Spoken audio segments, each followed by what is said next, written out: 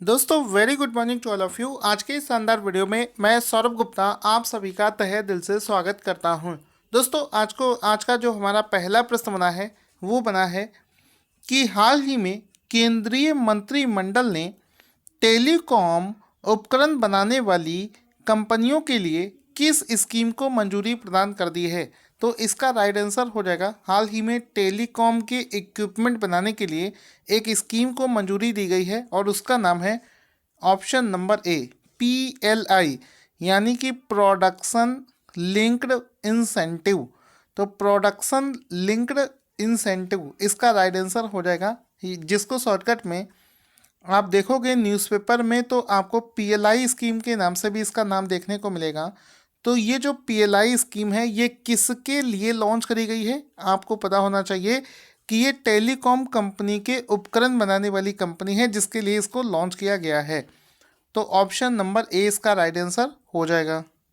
अब एक चीज़ आपको पता होगी, आप जो एक चीज़ आप लोग समझना कि जो इंडिया का टेलीकॉम सेक्टर है उसमें ज़्यादातर जितने भी इलेक्ट्रॉनिक्स का इस्तेमाल किया जा रहा है वो किसी दूसरे देश से मंगाया जाता है। इवन अगर आपने देखा होगा कि जो हमारे जो राउटर्स हम लोग यूज़ करते हैं वो ज़्यादातर राउटर्स जो इंटरनेट वाला होता है वो भी चाइना से बनकर आता है। और जिस समय ये आत्मनिर्भर अभियान चला था मोदी जी का, जिसमें कि हम लोग दूसरे देशों के प्रोडक्ट को बाइकआउट कर रहे थे, उस समय आपने देखा था कि जो सस्ते सस्ते राउटर थे, जो कि 1,000 रुपये के राउटर जो होते हैं, उनका प्राइस अचानक से 2,000 रुपये के आसपास में पहुंच गया था। तो यहाँ पर ये जो टेलीकॉम सेक्टर है उसमें सरकार चाहती है कि इंडियन कंपनीज ज़्यादा से ज़्यादा मैन्युफैक्चरिंग करें सो दैट हमको आत्मनिर्भर बने। तो यहाँ पर देखो लार्ज स्केल पर मैन्युफैक्चरिंग करनी है, लिखा है production linked incentive scheme PLI for large scale electronics manufacturing. अब इसके लिए गवर्नमेंट जो है ये ऐसे मैन्युफैक्चरिंग जो कंपनीज हैं उनको काफ़ी फ़ायदा पहुंचाएगी। तो इसमें एक और आपको डेटा याद रखना है जो कि एग्ज़ाम में पूछा जाएगा कि इस योजना के तहत कंपनियों को उत्पादन बढ़ाने के लिए सरकार कितने करोड़ रुपए की योजना लेकर आई है। तो 12,195 करोड़ रुपए का प्रोत्साहन पैकेज इस समय सरकार लेकर आई है। तो ये जो डेटा है ये इम्पोर्टेंट है, इस वजह से इसको भी मैं इम्पोर्टेंट लिख देता हूँ। इसके अलावा अगर हम लोग बात करें अगले 5 साल में हम लोगों का टारगेट क्या है, तो अगले 5 सालों में देश के अंदर कुल 2,44,200 करोड़ रुपए के एडिशनल टेलीकॉम इक्विपमेंट्स जो हैं वो बनाए जाएंगे। तो ये भी आपको याद रखना है। इसके बाद में अगला प्रश्न बनेगा कि हाल ही में केंद्र सरकार ने किरण बेदी को किस राज्य के उप राज्यपाल पद से हटा दिया गया है। तो यहाँ पर आपको बताना चाहिए एक केंद्र शासित प्रदेश है पुदुचेरी, यूनियन टेरिटरी है पुदुचेरी। ऑप्शन नंबर डी इसका राइट आंसर हो जाएगा, जहाँ की लेफ्टिनेंट गवर्नर के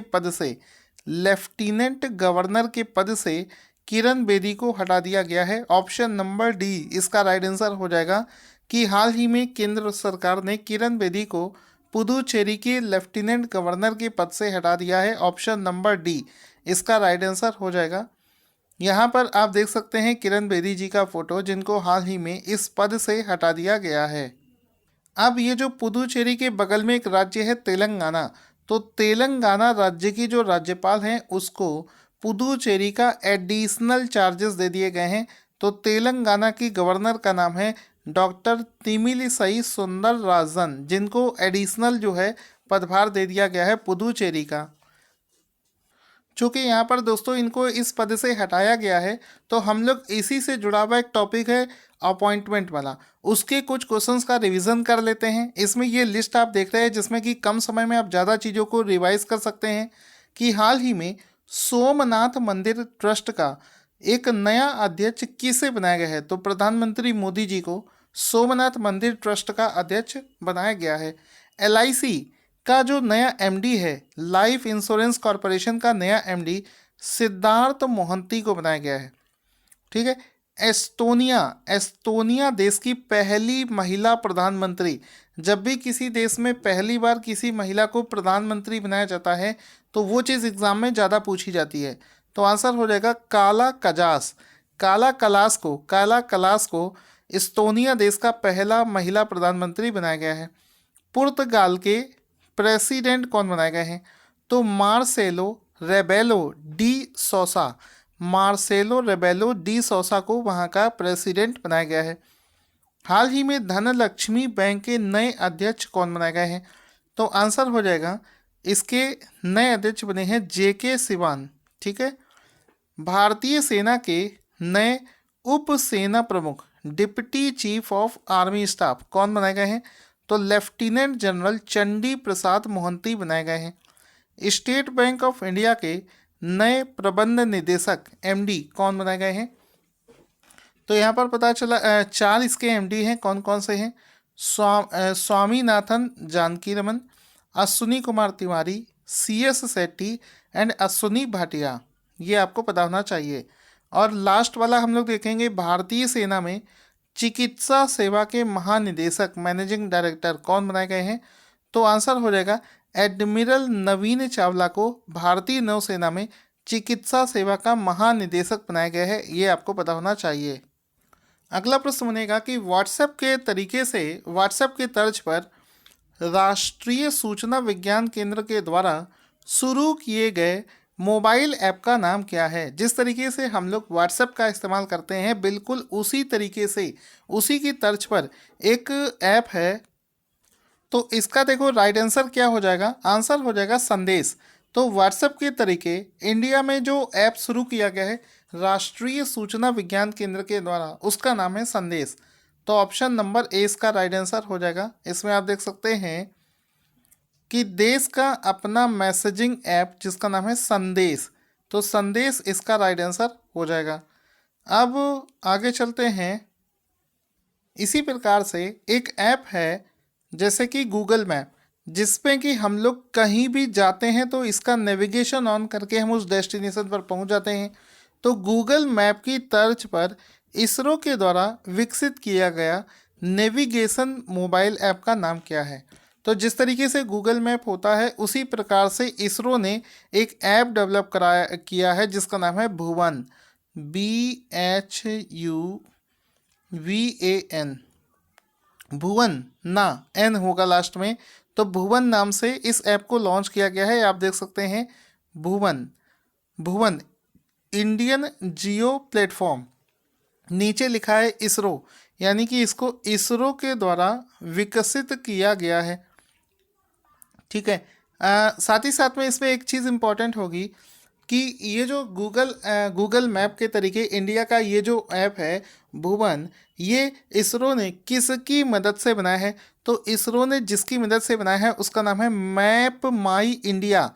एक कंपनी है जो कि डिजिटल मैप बनाने का काम करती है इंडिया के अंदर में। तो मैप माई इंडिया नाम के इस कंपनी के साथ में मिलकर इसरो ने इस नए ऐप को डेवलप किया है जिसका नाम है भुवन, और ये एक नेविगेशन ऐप है जिस तरीके से गूगल मैप होता है। क्वेश्चन बनेगा कि हाल ही में फ्लिपकार्ट ने हॉस्पिकैश बीमा शुरू करने के लिए किस बीमा कंपनी के साथ में साझेदारी करी है? तो हाल ही में ICICI लोम्बार्ड, फ्लिपकार्ट ने ICICI लोम्बार्ड कंपनी के साथ में मिलकर एक साझेदारी करी है जिसमें कि ये हॉस्पिकैश नाम से एक बीमा सर्विस को शुरू किया है। अब इसमें इस सर्विस में क्या मिलेगा, इसके नाम से ही पता चल रहा है। हॉस्पी मतलब हॉस्पिटल, आई से मतलब ICICI कैश, यानी कि हॉस्पिटल में जब भी कोई एडमिट होता है उस समय जो पैसे की ज़रूरत होती है, आप उस समय अपने इलाज पर फोकस करें, सारा जो पैसा इस बीमा के माध्यम से दिया जाएगा। तो ये इस तरीके से योजना को ICICI बैंक के साथ में मिलकर फ्लिपकार्ट के द्वारा शुरू किया गया है। अब इसमें हम लोग जानेंगे, फ्लिपकार्ट की बात हुई है। फ्लिपकार्ट का जो हेडक्वार्टर है बेंगलुरु कर्नाटका में है। इसके CEO का नाम है कल्याण कृष्णमूर्ति। ICICI लोम्बार्ड की बात हुई है, उसके CEO हैं भार्गव दास गुप्ता, और इसका जो मुख्यालय है ये मुंबई में है। और इसकी स्थापित ICICI लोम्बार्ड स्थापित 2000। इसको जो थोड़ा सा अभी कंफर्म करेंगे, इसमें थोड़ा सा एडिटिंग एरर है। क्वेश्चन बनेगा कि हाल ही में अभयारण्य lifetime service award 2020 century lifetime service award 2020 किसने जीत लिया है? तो ये जो अवार्ड है इसको हाल ही में थियोडोर थियोडोर भास्कर ने जीत लिया है। ऑप्शन नंबर ए इसका राइट आंसर हो जाएगा। इसका नाम अच्छे से देख लेना, century lifetime service award, अभयारण्य लाइफ टाइम सर्विस अवार्ड जो है थियोडोर भास्कर को दिया गया है, जिनका की फोटो भी आप यहाँ पर देख सकते हैं।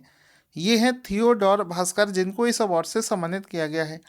ये जो व्यक्ति हैं थियोडोर भास्कर, ये एक लेखक हैं, इतिहासकार हैं और उससे भी ज़्यादा ये एक प्रकृतिवादी हैं, जिन्होंने अभयारण्य के संरक्षण के लिए काम किया है। इसके चलते ही इनको इस अभयारण्य के पुरस्कार से सम्मानित किया जा रहा है। तो थियोडोर भास्करन इसका राइट आंसर हो जाएगा, जो कि पर्यावरणविद हैं। उनको पर्यावरण से संबंधित century lifetime service award 2020 से सम्मानित किया गया है। अगला अवार्ड्स का क्वेश्चन बनेगा कि हाल ही में Scotch chief minister of the year award से किस राज्य के मुख्यमंत्री को सम्मानित किया गया है?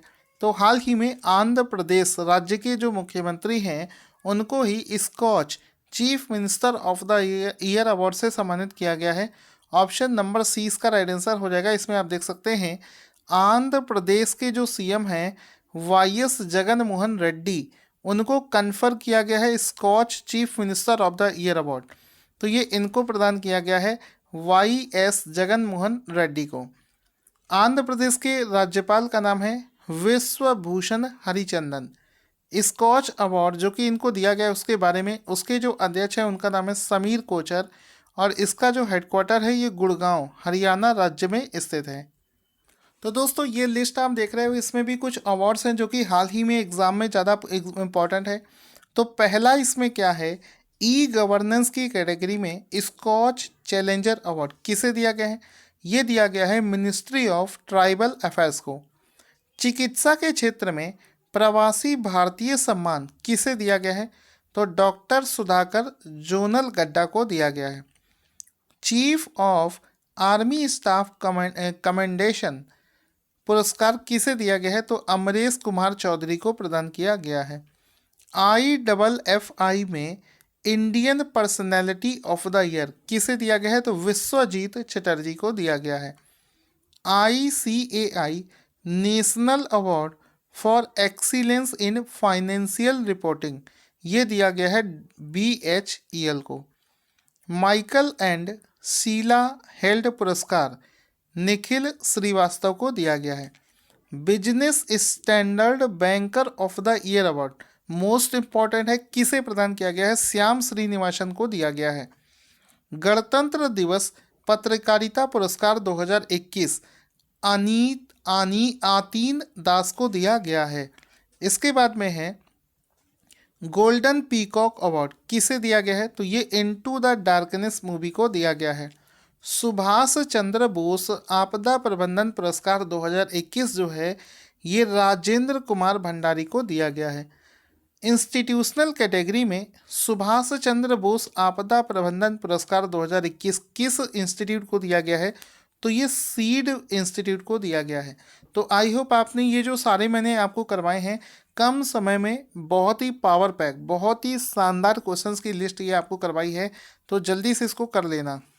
अगला प्रश्न बना है, एक इलेक्ट्रिक टू व्हीलर है स्कूटर है जिसका नाम है पीमो।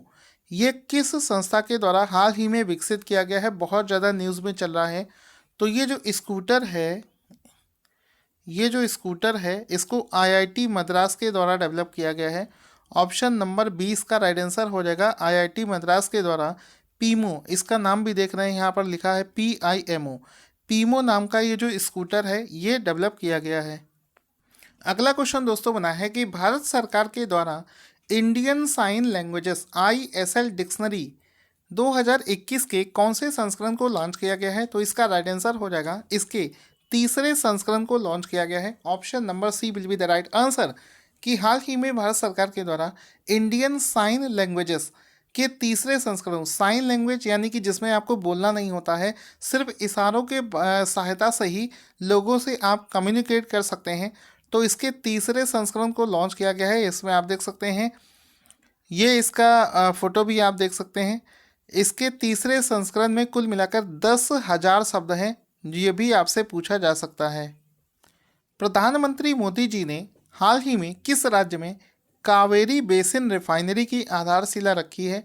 राइट आंसर हो जाएगा तमिलनाडु। तो ऑप्शन नंबर ए इसका राइट आंसर हो जाएगा कि हाल ही में सरकार ने तमिलनाडु में कावेरी बेसिन रिफाइनरी की हाल ही में इसकी आधारशिला रखी है। तो ऑप्शन नंबर ए इसका राइट आंसर हो जाएगा।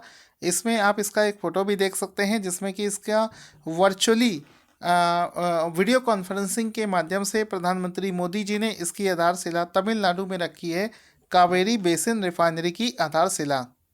दोस्तों आई होप आपने वीडियो को बहुत एंजॉय किया होगा। आज का क्वेश्चन आपको दिख रहा है, इसका आंसर कमेंट बॉक्स में जल्दी से जल्दी लिखकर बताइए। वीडियो अच्छा लगे तो इसको लाइक और शेयर करना ना भूलें।